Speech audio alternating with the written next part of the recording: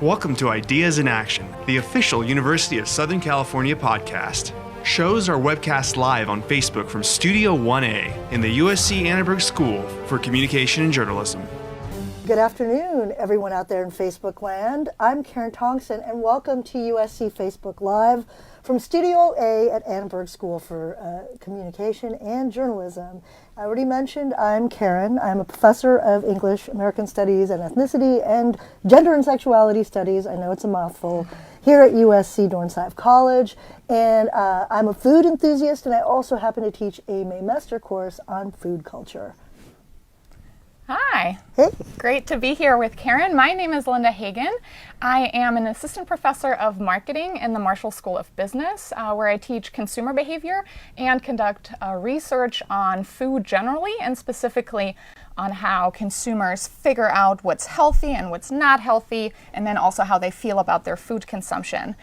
Both Karen and I also have deep personal interests in food, and it sounds like we're both allowing that to infiltrate our research and the types of things that we study. We're both super excited to chat about this topic here today, but we are also very happy to answer audience questions that you are welcome to submit in the comment section on Facebook so that we can tell you more about the types of questions that you're most interested in. Yeah, so we would love that. Yeah, get the conversation rolling. But we just returned from our Thanksgiving break, and it is the holiday season, so we're very much fixated on food, feasting, and all of the different rituals that bring us together around that. And so I know that when you think about a show that's about food, typically people share recipes with you. You may see that we don't have any burners here or stoves or ovens, so we're not going to be doing that. But we're interested in, as researchers, as scholars, the different meanings behind a lot of these rituals of food, what it means for us as consumers, what it means for us as people of different ethnicities and genders. And so we're going to get into those topics, exploring food through a different lens today. And given that we did just come back from this holiday break, I wanted to ask you, what are some of your favorite holiday traditions? And what are some of the ones maybe that you participated in this time around? And what are you looking forward to with the kind of other holidays rolling around towards the end of December? Oh, for sure. Obviously, some of my favorite traditions revolve around food. I definitely grew up in a family that really cares about cooking and food. But I think more broadly speaking, it's a big phenomenon that food serves as a big marker of traditions around the world in different ways. So I grew up in Germany, and in Germany, for example, for Christmas, it's very common to actually have a really modest meal on Christmas Eve as sort of a way to kind of strip some of the voluptuousness and indulgence kind of right before the holiday. A lot of people eat things that are actually cold and pre-prepared, really easy to make, things like potato salad or cold fish, that type of thing. Like herring or something. Herring, like that, yeah. Exactly. So keeping it kind of a little bit more Spartan, so to speak, and then the big holiday meal, the more indulgent one, is going to be reserved for Christmas Day, which is also when bigger family gatherings happen. And I'm looking very, very forward to my parents preparing deer this year. Well, deer this year, so Yes, venison is going to be your is, yeah. main protein, your large format protein for the holiday. Exactly, very traditional. It's so funny because, I'm Filipino American. I was born in the Philippines, and we kind of do it the opposite way, where on Christmas Eve, we actually have a tremendously indulgent feast. And Christmas Day is you're kind of supping on leftovers and doing that kind of thing. It's because we stay up so late to go to midnight mass on the 24th. But, typically I think that, one of the rituals I know that we've carried over here into the United States is making lumpia, which is basically a Filipino egg roll. And that's because it's something that you can do together. You make this dish together in addition to consuming it together and very quickly, as was the case over Thanksgiving. In addition to, of course, the big roasted pig often, or people say a lot about turduckens, but in Filipino culture, I think we've had meats wrapped around meats in various ways before. before the turducken even was a thing. So that's sort of what happens is that Spartan meal kind of comes the morning after on Christmas Day, so you can focus on the presents and the rituals and that kind of thing. But what does this really tell us? The things that we're sharing, these holiday stories of our family traditions, what are some of the ways in which your research on food consumption can enlighten for us what goes on behind the scenes or in our minds around this stuff? Yeah, so you already raised one important point that kind of makes food special and kind of is an example of various reasons why food is so ingrained in all cultures on the globe into recurring traditions. And you had mentioned preparing food together. So first of all, that brings people together in addition to just sharing a meal, and anything that brings people from the same culture or social group together is really important for fostering belonging, as many research traditions tell us. But there are a couple of other kind of special factors in food that make food the perfect vehicle for tradition.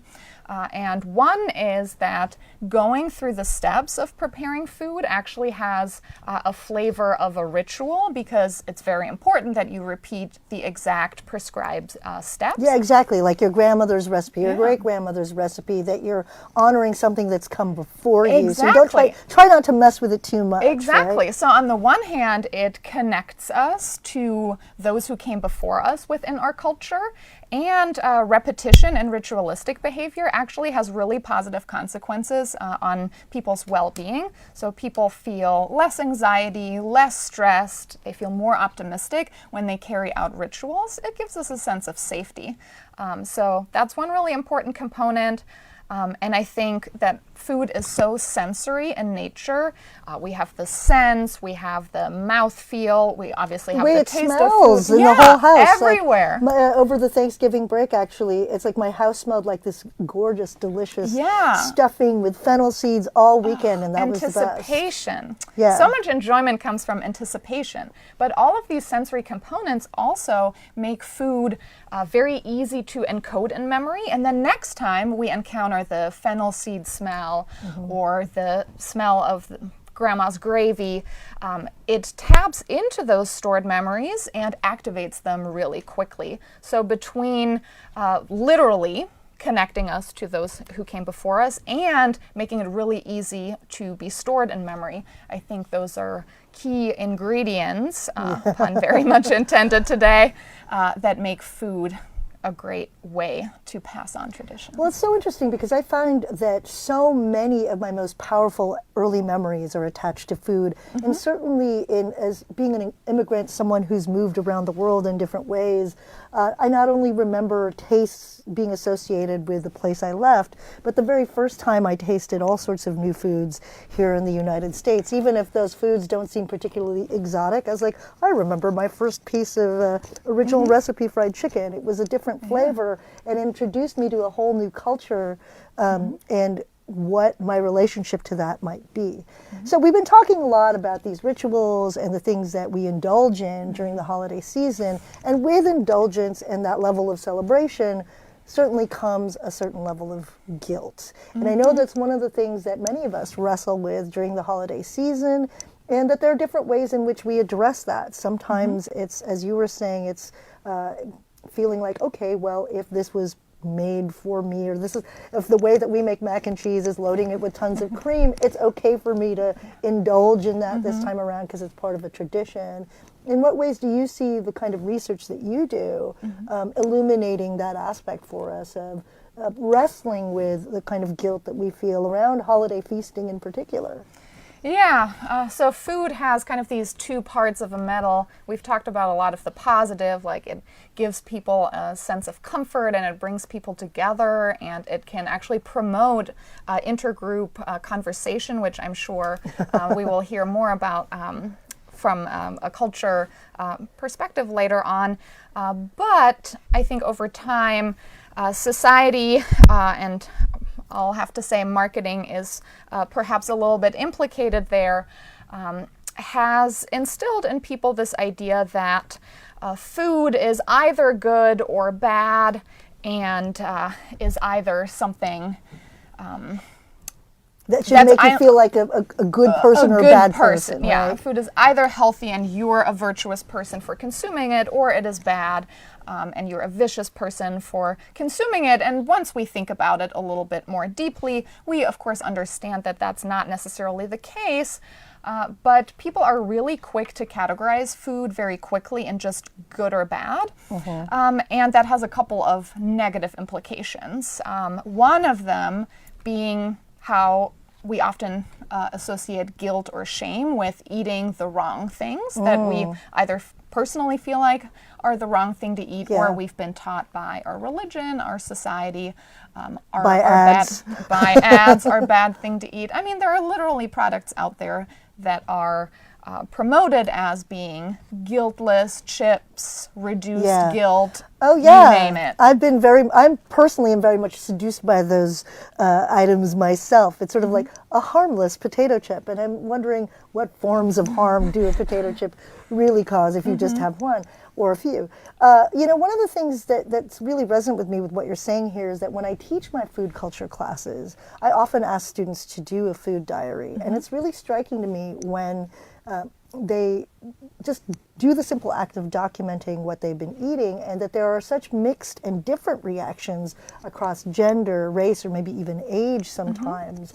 where there are more inflamed experiences of guilt or shame or fear about admitting to having eaten something versus certain other people who find that, I guess, it's easier to just, especially if you're a young person with a like great metabolism, to just say like, I ate everything that was part of the buffet at the dorm, right? So I don't know. I think that it is one of the more interesting things to track in different cultural contexts and in different environments. And I do know that, I think that it affects also the way we engage with and interact with a broader cultural world sometimes too, even in our travels. Like I know that when I travel, I often give myself the license to try anything, even if it seems ostensibly bad for me, or even if I don't know what it is about it, because I have that kind of shield, or like the kind of mental shields of understanding that it's part of a way of encountering another culture. But I don't know. I mean, are there some other ways that we can kind of consider those as healthy ways to get around that guilt mechanism? Yeah, so you already raised this example of using something as a license to allow you to eat more varied food or try unusual food that is perhaps frowned upon. It's like outside your ken, basically. Exactly. Or that's just plain overly indulgent because it's triple deep fried. Well, that's my experience of eating Christmas goose in Germany. In fact, I was just like, well, when in Germany, have a crispy goose for Christmas Day. Wash it down with a wheat beer. Exactly. Yeah, that's absolutely true. So licenses are essentially situations that happened in the past that people draw on as an excuse that essentially gives them a free pass for more indulgent consumption. So for some people that is, I went to the gym earlier today, so now I'm allowed to eat more dessert. But it can also be situational factors like I'm in a new environment, or it's a special holiday, or this food is scarce. I really only have this one unique opportunity, for example, while traveling to an exotic country. That justifies me eating this food. So licenses, finding these excuses, is one big way that people allow themselves to eat unhealthy food or otherwise deemed not good food. Or food that at least the culture at large has agreed upon at that moment to represent something that's unhealthy. Because that's constantly shifting, isn't it? Right? Something like coconut oil, which everyone has used a replacement for other oils recently, is something that, first everyone's like, it's much healthier than using other oils. And then Harvard study is released that says, actually, it's still bad for you. Guess what? It clogs up. So it seems like with all of that varying information out there, like we do have to kind of stop within ourselves as consumers to try to think and sort through all of that variant information. Yeah. When we have the time and the mental capacity to take a step back and try to think about, wait a second, where do these internalized beliefs about coconut oil or the newest fad come from, are they perhaps a little bit arbitrary in the sense that it's really entirely culturally dependent? Sometimes we gotta jump out of the water to realize that we're just sort of a fish in a school of fish, just subscribing to beliefs that we've been taught by the people around us when they're maybe not objectively correct. But I think this natural desire to categorize all kinds of things. We categorize people, we categorize group members, and food is just one example of that. We have this desire to essentially create these very neat boxes to categorize into and be able to check off coconut oil as either healthy or unhealthy. And it makes sense. It takes a lot of the complexity out of it because we're not all trained as nutritionists. I'm not trained as a nutritionist. Well, I mean, it sounds like some of the things that you were talking about in terms of managing one's consumption is just exactly like the way that I live my life completely at this point. I'm just sort of like, today's a gym day. I think I can do that. Or I make little trade-offs. For example, this weekend, I was like, okay, by Sunday, I'm going to be done indulging in the Thanksgiving foods, and then I'll restart again at the beginning of the week and, you know, be back to whatever my kale smoothie diet, which, is not my diet, but, you know, back to the thing that is deemed healthier, et cetera. Yeah, I mean, I don't know. Like, food is such a wide and expansive way of thinking about not only how we manage ourselves, but also relate to others, as we were talking about, whether or not it's family or a broader culture. And, you know, one of the things that I hope with the class that I teach, this May Master class, which travels through Southern California, NorCal as well, and Las Vegas, one of the things that we try to look at or do is see how food and kind of food cultures, immigrant entrepreneurship becomes a way to really kind of expand our sense of any given city or our understanding of a city, and to understand the kind of relations that are happening between the different communities in those places. And I'm wondering, you know, when we start to talk about intercultural negotiations around this stuff, around rituals, around food, around guilt and the food morals, do we have any kind of examples where we see those coming into really sharp relief and conflict, and in a way that's sort of that can be frightening, because I know that must factor into you know, how we imagine the morality of food in any given moment. Yeah, I mean, clearly there is a lot to be said for food as sort of a gateway to making connections with seemingly strange cultures. And in fact, experimental research has shown that sharing food from the same plate with a stranger, or just you and me drinking the same thing from our same looking cups, or having ordered the same thing on separate plates, makes us more likely to cooperate with each other, have better negotiation outcomes. So there are a lot of positive outcomes that can be achieved with sharing food.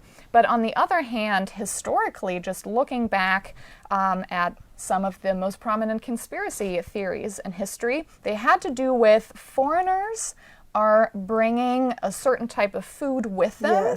And if we ingested, we are accepting these foreigners into our group. And to the extent that this strange food tastes odd to us, or maybe even makes us not digested very well and makes us unhealthy, that has been utilized as a weapon to show that an out-group came here to harm us, which is obviously an example of problematic consequences there.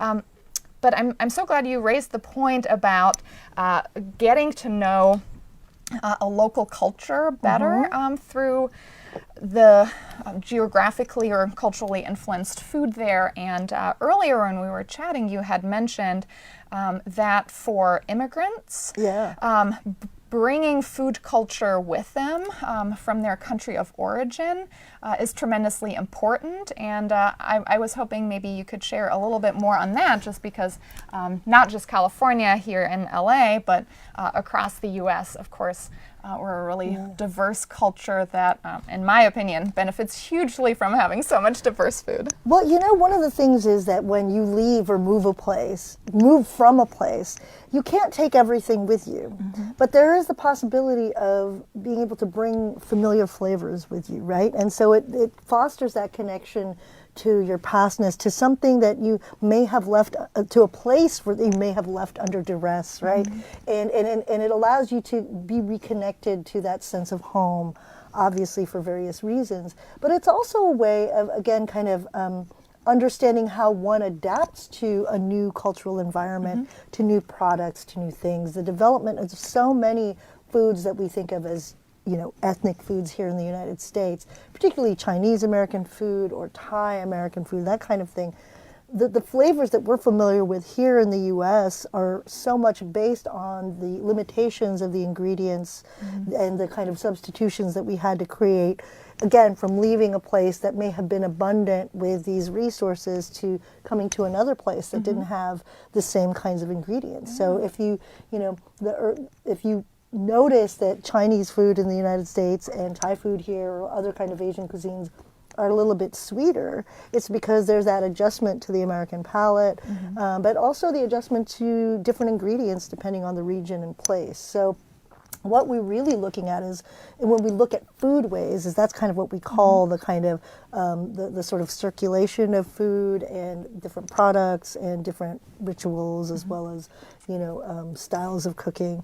When we look at those foodways, it tells us so much about history, about, you know, colonialism and conflicts between different nations and why certain foods move from one place to another. And also it tells us a story about how people kind of try to make up for those, or at least try to find something reparative in the relationships that we can forge with food as a result of some of those violences that happen in those times. So that is something that we look at in the May Master class on food cultures and food politics that I'll be teaching this May. That's one of the kind of governing forces of it, is seeing how also these different regional iterations of something as simple as a dumpling can say so much to us about the histories of different peoples, different conflicts, and different ways of understanding ourselves. Yeah.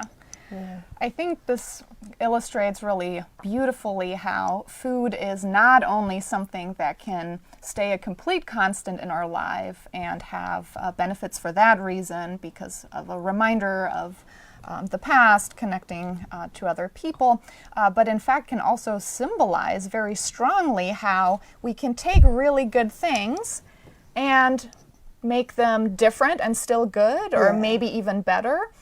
And it showcases right in front of us, which I think for self-signaling is really important, that we are in fact able to adjust and keep some important core qualities and fit them into this new context. And I think those types of reminders, you know, both of us came from other countries to the U.S. I think those are the small day-to-day reminders that show us that, you know, where we came from is not gone, but in fact still with us.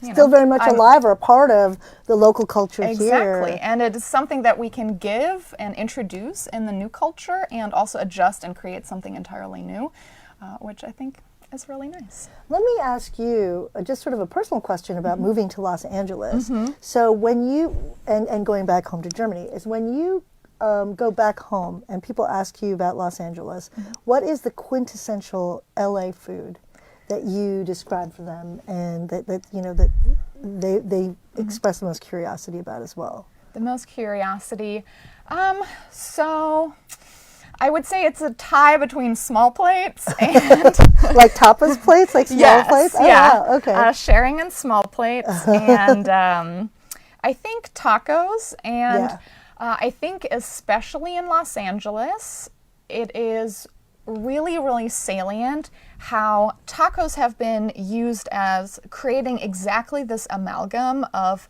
different cultures that come together. So it's very easy to get Korean style or Korean inspired tacos here. Pretty much any combination of cultures you can find on this little piece. A little taco describing that kind of mixture of things. And tacos themselves too, you know, the history of pastor is that it's, you know, kind of has to do with immigration and migrations from like the Middle East into Mexico, right, as well. So, the spit that rotates around. Exactly. So that's so interesting. LA taco. Yeah. How about for you? I mean, you know, it's interesting because you know, there's so much overlap between Filipino culture and LA culture. There's a huge Filipino American population here, but I think that, you know, again the taco is certainly one of it, but also Korean food is one of the things that is emblematic of Los Angeles for a lot of people because it is, you know, the largest kind of Korean community outside of Korea, right here, and also the Korean food that you can get in Los Angeles, I think, is kind of second to none outside of Korea itself. And so I know that one of the telltale signs for me about the food that represents Los Angeles is when I travel somewhere else and when I come home, I think about, okay, what is it that I want to eat first? I come back here to LA. It's often a taco or it's often Korean food, something like that. So that to me, those are emblematic of LA flavors for sure. But yeah, there's a burgeoning scene of all sorts of things, and you know. So you know, we are out of time already. Do you believe that? That's what happens when you talk about food. The only thing missing was some sort of cornucopia or bounty for us to be sharing with each other. Yeah. It was such a pleasure to be talking to you, Linda Hagen, about food and food culture. Same to you, Karen Tongson. Thank you all out there. Please share and distribute. Bye, Don. Thanks for listening. Be sure to subscribe to our podcast and visit us at podcast.usc.edu.